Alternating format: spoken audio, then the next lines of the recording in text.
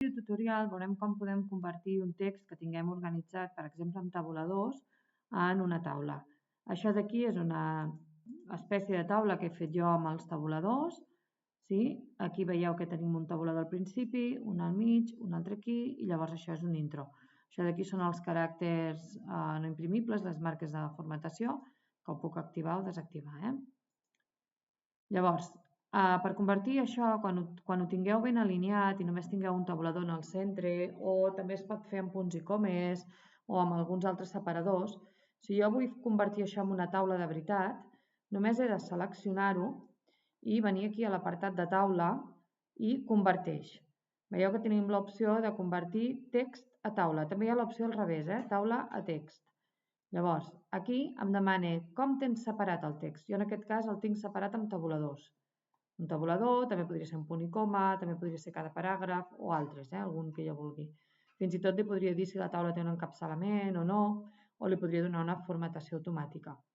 Llavors, una vegada jo decideixi totes aquestes opcions, en aquest cas només marcaré que tabuladors i amplada igual per totes les columnes, faria d'acord. Ara tinc una taula. No es veu. Per què no es veu? Per què sé que tinc taula? Perquè se m'han activat aquests botons. I m'han desaparegut els tabuladors i ara només hi ha els intros. Veieu que és com si hi hagués un intro, un paràgraf a cada línia.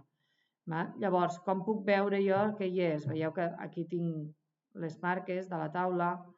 Sí? I llavors, què podem fer ara? Doncs puc marcar les vores. Si jo selecciono tota la taula i pinto les vores, ho veurem de seguida, que hi ha una taula.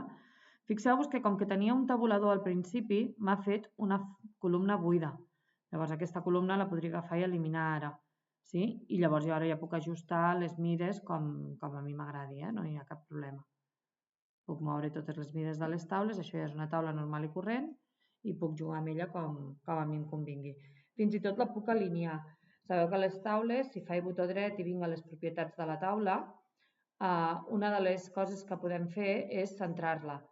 Si jo vull deixar-la, per exemple, centrada en el document, vinc aquí al centrat i ara em deixarà 2,5 centímetres per cada banda, 2,45. Doncs faig d'acord i fixeu-vos que s'ha mogut una miqueta, però ara estaria centrada perfectament en el full, en els marges del document. Sí? I això és tot.